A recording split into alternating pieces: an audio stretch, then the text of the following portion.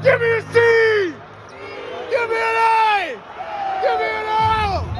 What's that spell? We did it, baby! Cal basketball is 20-8. And with the massive win over SMU tonight, it looks like for the first time in a long and hard 10 years, it might be time to dance. According to Joe Lenardi and ESPN, Cal was in the first four out before the upset win against SMU tonight. And with losses up and down the country from USC, Auburn, and Indiana, all teams that were recently ranked ahead of us, we should be moving in. And even though we've got 3 games left on our schedule, which conventional Cal wisdom would tell you would be 3 massive opportunities to blow it, I have never felt more confident in Cal basketball since middle school, since Jaylen Brown was around. And it really stems down to one man who just returned tonight, so satisfyingly, might I add, Lee Dort. When Lee Dort went down all the way back in January 24th against Stanford the first time, with the dreaded, undisclosed lower body injury with no timetable for return, the doomer in me honestly thought it was over. A lot of strengths on this year's basketball team, but depth in the front court is not one of them. And we struggled without him. We had to claw and scratch our ways in 7 crucial games. 7 games that honestly kind of have defined our season. Of the back half stretch, the back stretch leading in the tournament, 4 of which were on the road against quad 1 teams like Miami, massive teams with a lot of size like Syracuse and Florida State. These are games that we wouldn't have been favored of to win even if we had Lee Dort.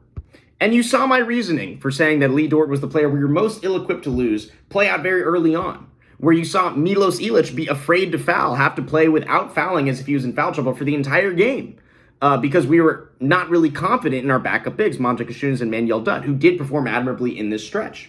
You saw Cal be outscored by a grand total of 104 points in the paint over 7 games. That's an average of losing the points in the paint battle by 15 points per game over 7 games. We also lost the free throw attempts battle in 6 of the 7 games, and we lost the rebounding battle in 5 of the 7 of those games. So then you think, well, what the heck? We went 4-3. How did we knock off Miami on the road, who's going to be like a 4 seed? How did we, stand toe-to-toe with FSU, Syracuse? How did we pick up these wins with such an undersized team? And I'll tell you, man, the team came together at the perfect moment. Chris Bell, John Camden, Data Ames, Justin Pippen, DJ Campbell off the bench. Guys, take a bow. It really seems like Mark Madsen has his team firing at all the cylinders just at the right time. And now, tonight, you throw Lee Dort back into the mix. Our defensive anchor, our offensive hub, our screen setter, our rim roller, our rim protector. And he did not disappoint tonight in his return. Cal entered this game as 4.5 dogs at home because SMU was on a 2-game win streak. This team's going to the tournament. They just got done beating Louisville. What the odds makers didn't take into account, however, was the return of Lee Dort and how this man makes our team entirely different. Even on a minutes restriction tonight, Lee Dort finished the game with 10 rebounds and an impressive block that set the tone, leading to a Data Ames fadeaway. Even though Cal lost the free throw battle once again, we were given an unexpected aid from the entire Cal football team, who sat right under the net and intimidated the SMU players into shooting 11 of 26 from the free throw line. Yes, that's a real stat. Cal fans who only watch the highlights of this game, you do not understand the electricity of this game as SMU players missed free throw after free throw after free throw. Oh! This will be 6 in a row!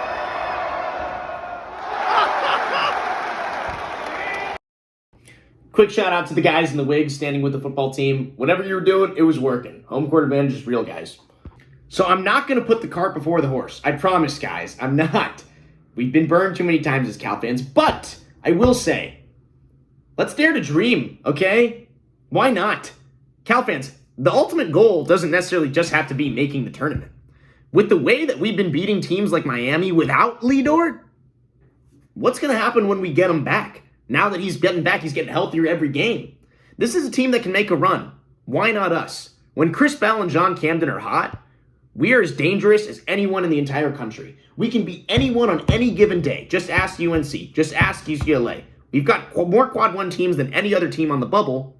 And with the way our team is a jump shooting team, if we get hot at the right time, Sweet 16, let's do it. So Cal fans, February 28th, get your butt to Haas Pavilion for the last home game of the season. Give them the home court advantage that they need to win so that I don't end up looking stupid with this video. And after that, there's a 2-game road trip of games that we should be favored in to win against teams in the bottom tier of the ACC before we're off to the ACC tournament, where who knows what could happen.